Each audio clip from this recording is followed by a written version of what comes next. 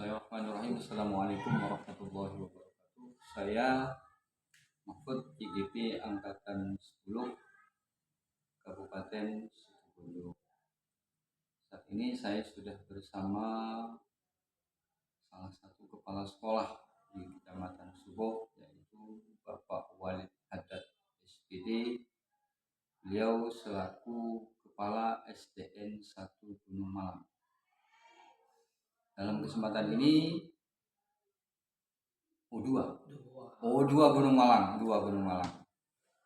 Malang, yang mana dalam kesempatan ini kami selaku CGP akan mewawancarai beliau, bagaimana beliau dalam mengambil keputusan yang berkaitan dengan etika dan rujukan moral.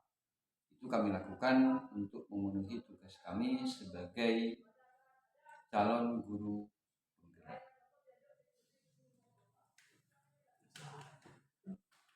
Selamat pagi Pak Walid.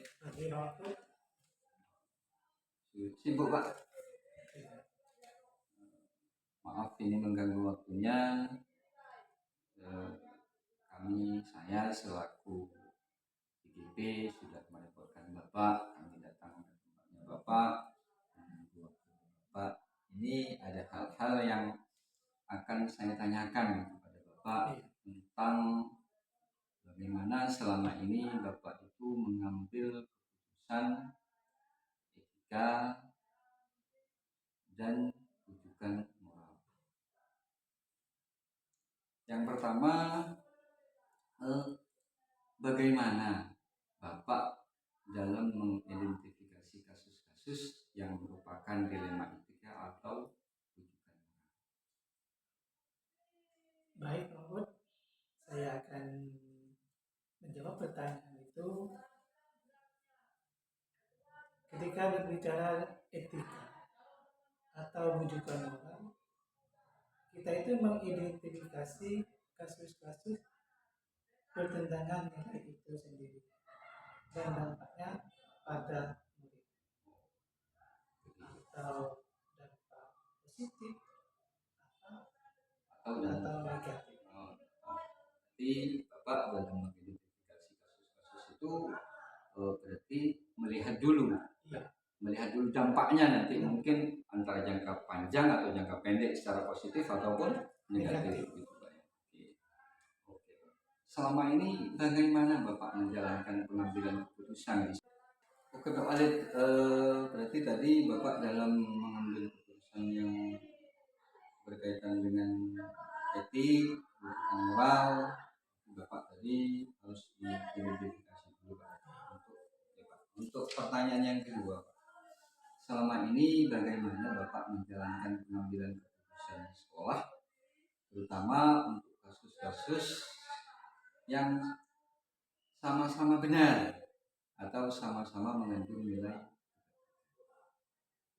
Baik, Mahfud, ketika saya itu dihadapkan dengan kepentingan yang sama-sama benar, tentunya saya itu mengambil keputusan atau membentuk tim guru atau memanggil ke komite sekolah, sehingga kita itu merinci apa dampak risiko itu, sehingga yang diambil keputusan itu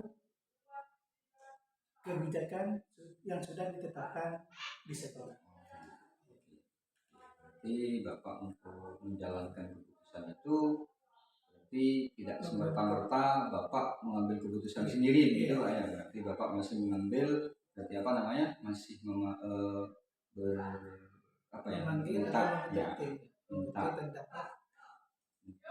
pendapat dulu gitu Pak ya. Oke Pak. Untuk pertanyaan yang ketiga, langkah-langkah atau prosedur seperti apa yang biasa Bapak lakukan? Tentunya langkah-langkah yang saya lakukan, pertama saya itu melihat permasalahan itu sendiri. Kalau sudah ketahuan apa permasalahannya, lalu kita rembuk dengan tim guru. Tentunya kita tidak sewena-wena mengambil keputusan itu, Tentunya kalau saya mengambil keputusan itu sesuai dengan aturan yang ada di surah, sehingga tidak menimbulkan kejadian yang baru. Jadi tidak menimbulkan dilema, maksudnya begitu. Tapi Bapak dalam mengambil keputusan pertama akan mencari akar permasalahannya dulu Pak, gimana? Terus habis itu baru setelah ketemu akar atau akar permasalahannya baru dipermasalahkan untuk mengambil keputusan gitu Pak. Oke Pak Walid, untuk selanjutnya untuk pertanyaan yang keempat, hal-hal apa saja yang selama ini Bapak anggap efektif dalam pengambilan keputusan pada kasus-kasus dilema? Tentunya saya dalam mengambil keputusan dilema etika itu, tentunya saya menganalisis terhadap kasus tersebut. Tentunya saya melibatkan guru sehingga tidak menimbulkan etika yang tidak memiliki nilai. Maksudnya tidak akan berdampak negatif ke belakang gitu Pak ya. Apakah hanya guru Pak yang dilibatkan? Tidak. Tentunya yang saya libatkan itu komite, ya guru, termasuk pengawas. Kalau permasalahannya itu rumit kalau permasalahan yang membutuhkan atasan atau pengawas, Bapak akan memanggil atau mengundang pengawas gitu Pak ya. Untuk pertanyaan selanjutnya Pak, hal-hal apa saja yang selama ini merupakan tantangan dalam Bapak mengambil keputusan yang berkaitan dengan dilema itu? Tentunya tantangan bagi saya itu adalah masalah waktu. Tentunya dalam pengambilan keputusan itu tidak semata-mata saya itu mengambil keputusan, tentunya masih berembuk dengan tim guru, sehingga apa yang saya ambil itu tidak bertentangan dengan prinsip-prinsip yang ada di sekolah. Jadi langkah-langkahnya Bapak itu masih berembuk dengan semua komponen yang ada di sekolah. Dari semua itu, apakah Bapak memiliki sebuah jadwal tertentu dalam sebuah penyelesaian kasus tentang dilema etika? Contohnya begini Pak, andai kata kasusnya A, ini harus selesai besok, ini harus selesai lusa, apakah Bapak mempunyai jadwal-jadwal seperti itu? Tentunya kalau memiliki permasalahan seperti itu, tentunya ada jadwal yang tertentu. Kita itu memanggil atau bertemu atau meminta bantuan atau mempermusyawarahkan bagaimana cara menyelesaikan etika yang dilema itu. Bagaimana cara menyelesaikan masalah gitu Pak ya, yang berkaitan dengan itu. Pak Walid, dari tadi Bapak tantangannya sudah Bapak bilang bahwa tantangannya itu masalah waktu. Terus kalau memang tantangannya masalah waktu, apakah Bapak memiliki sebuah jadwal dalam sebuah penyelesaian masalah yang berkaitan dengan itu? Apakah istilahnya kasus itu langsung diselesaikan di tempat atau memiliki sebuah jadwal penyelesaian? Terus kalau memang dalam berbentuk jadwal, bagaimana prosedurnya Bapak dalam menjalankan keputusan itu? Tentunya kita sudah menjadwalkan atau menyelesaikan etika yang dilema itu. Tentunya kita itu mengambil keputusan dengan musyawarah dengan guru, dengan yang berkepentingan di sekolah, sehingga apa yang kita ambil itu sesuai dengan jadwal yang sudah ditentukan. gitu Pak. sudah ditetapkan. Jadi prosedurnya Bapak dari depan tadi mengidentifikasi masalah, baru setelah itu Bapak memilah, berarti memilah ini berarti ini kasus yang ruwet atau tidak gitu kan. Jadi kalau memang masalah itu cepat, istilahnya tidak terlalu berat, mungkin langsung diselesaikan di tempat begitu Pak ya. Adakah seseorang atau faktor apa yang selama ini mempermudah atau membantu Bapak dalam mengambil keputusan dalam kasus-kasus dilema? Tentunya ada yang membantu sehingga proses permasalahan dilema etika itu bisa. Tentunya saya itu berkomunikasi dengan guru yang lebih senior, artinya yang berpengalaman untuk memproses permasalahan etika itu. Berarti Pak kalau istilahnya guru senior itu sangat membantu gitu Pak ya. Apakah hanya guru senior Pak?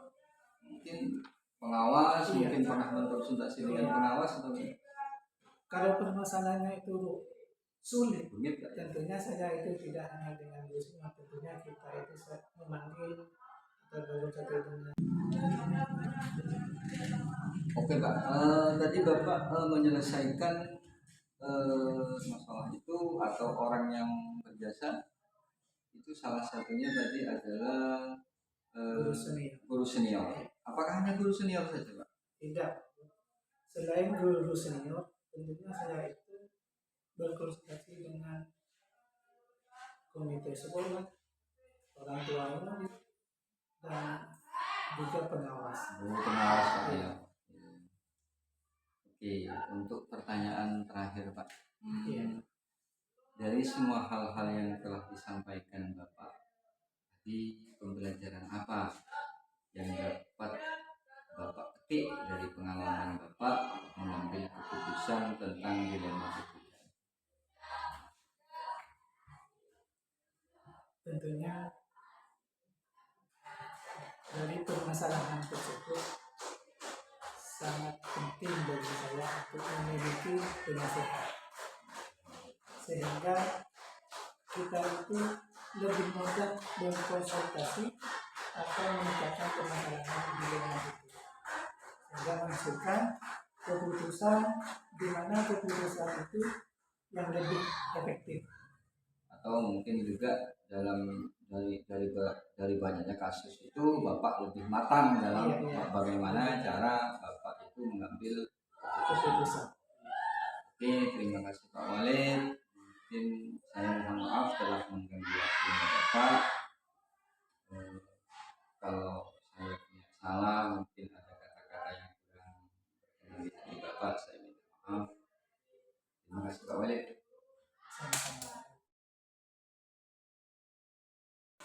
Assalamualaikum warahmatullahi wabarakatuh.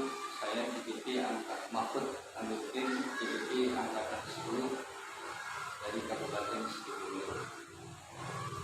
Saat ini saya sudah bersama Bapak Kepala Sekolah SDN 2 Suboh, yaitu beliau Bapak Sunardi SPD.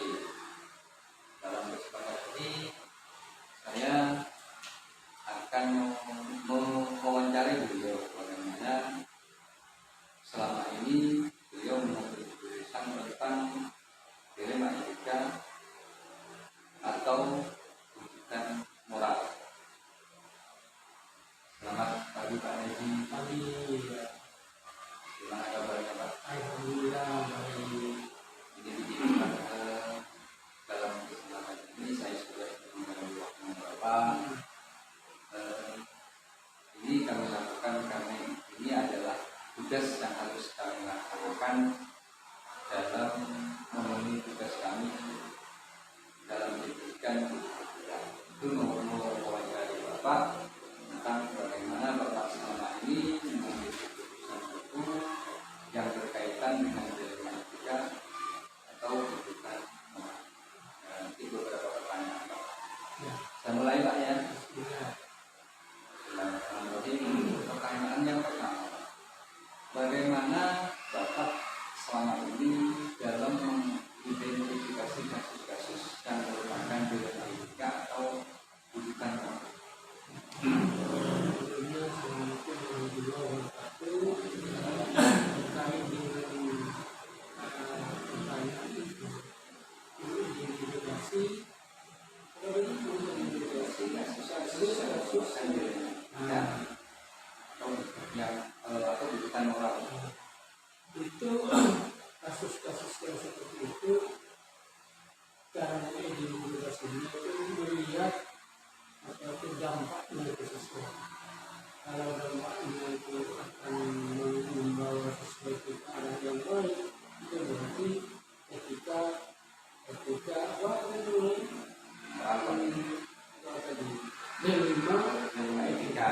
Terus kalau misalkan membawa ke arah negatif ke siswa, itu berarti dilema, bujukan moral. Cara mengidentifikasi begitu. Jadi melihat apa dampaknya ke siswa. Kalau bagus berarti itu apa itu dilema etika. Kalau misalkan kurang bagus ke siswa, itu bujukan moral. Untuk pertanyaan yang kedua, bagaimana Bapak menjalankan atau mengambil keputusan di sekolah, terutama kasus-kasus di mana ada dua kepentingan yang sama benar atau sama-sama menyandung nilai kebajikan? Itu kita lihat dulu apa itu kasusnya ya. Kalau kasusnya itu ada dilema etika itu awalnya yang saya lakukan biasanya itu kan mencari apa itu banyak informasi itu dikumpulkan. Setelah informasi banyak didapat, lalu diadakan analisa dari kasus-kasus yang ada itu. Kemudian kan tadi ada dua pilihan lah kan, berarti itu harus setelah dianalisa baru dikonsultasikan ke teman-teman. Karena ini kan kaitannya dengan keputusan itu apa itu harus banyak diketahui oleh teman-teman dan disepakati bersama. Kalau teman saya yang memutuskan, nanti tanggung jawabnya besar ke saya. Nanti berdampak lebih panjang. Kalau misalkan itu sudah ada atau itu bentuk kebaikannya seperti apa, lalu dilihat dampaknya tadi sesuai. Kalau misalkan mana yang paling besar, kan dua kebaikan, dua kan dilema etika kan berarti dua kebaikan yang harus dipilih salah satu. Berarti kan ini cara memilihnya dengan bertemu bersama teman-teman itu memilih melihat mana yang kira-kira lebih banyak baiknya daripada ini yang negatif. Kalau negatifnya itu walaupun baik, kadang-kadang asumsinya itu berdampak atau tidak baikkan itu. Intinya Bapak dalam mengambil keputusan itu berkolaborasi teman-teman. Jelas kalau sudah berkolaborasi, langkah-langkah atau prosedur yang Bapak lakukan itu biasanya berbeda. Seperti yang saya katakan tadi, mengumpulkan dulu informasi sebanyak-banyaknya. Lalu informasi yang sudah banyak itu dianalisa dengan pertimbangan yang matang. Kemudian setelah dia lakukan itu dirembukkan untuk diambil apa yang paling baik dari yang baik. Yang paling baik. Ya. Kemudian setelah disepakati baru dikeluarkan keputusannya. Ya. Setelah itu tidak dilepas keputusan itu, masih ada tahapan berikutnya, yaitu dievaluasi apakah keputusan ini benar-benar berdampak baik ke depan atau ke siswa atau ke guru atau ke yang lain yang berkepentingan atau orang lain, itu dievaluasi. Nah, setelah dievaluasi ternyata baik, ada tindak lanjut. Nah, tindak lanjut ini seperti itu. Berarti ya sebenarnya harus mengidentifikasi dulu masalahnya gitu ya. Informasi sebaiknya baru mengambil keputusan. Setelah dianalisis dari cara-cara itu, hal yang paling efektif menurut Bapak dalam mengambil keputusan itu yang bagaimana? yang ketika dirembukkan itu, Yang kolaboratif tadi itu, kolaboratif itu.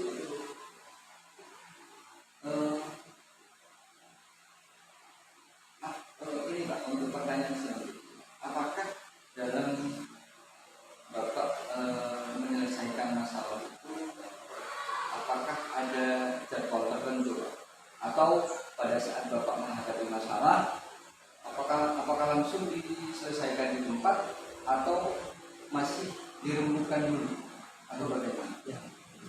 Kalau itu tergantung ke kasusnya, kalau kasusnya itu atau mengharap secepatnya, kasusnya itu kadang-kadang kan tidak perlu minta pertimbangan ke siapa-siapa lagi, artinya sudah disepakati tak diputuskan. Kalau masih disepakati tapi ini masih perlu untuk melibatkan orang di luar, itu masih ditunggu jadwal berikutnya untuk mengadakan pertemuan berikutnya dengan mengundang yang dibutuhkan. Berarti orang yang ke berapa itu memang itu diundang, dimintai saran dan lain sebagainya, baru setelah seperti itu disepakati lalu dikeluarkan. Apakah dari semua keputusan yang Bapak alami selama ini itu, apakah ada kendala terbesarnya itu dari mana? Apakah ada kendala atau tidak ada kendala? Kalau kendala itu selalu ada, tapi kan kalau kita berangkat dari hati ya. Kalau misalkan ada masukan dari teman-teman untuk mengeluarkan keputusan itu baik, ini juga baik, ini kan jelas dua-duanya mau mempertahankan pendapatnya, kan? Itu yang mana? Jadi berangkat lagi ke hati. Kalau misalkan yang kadang kan ada dua kebaikan, ada satu dipilih, satu merasa terabaikan. Artinya yang satu ini kalau nggak punya niatan untuk memajukan ke depan, ngotot dia akan mempertahankan pendapatnya. Itu yang sering mengganggu hati. Jadi kan intinya dalam mengambil keputusan itu kan harus selaras, intinya begitu Pak.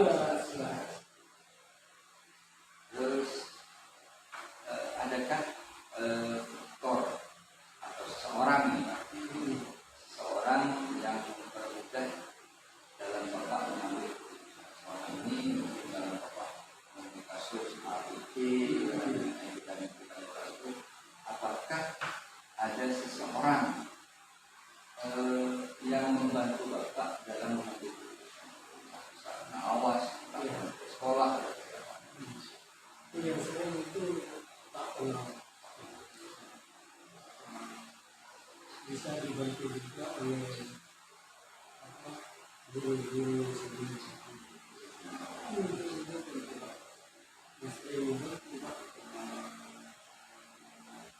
Mungkin pertanyaan yang terakhir dari semua hal-hal yang telah disampaikan Bapak tadi, dari kasus, terus kolaborasi, terus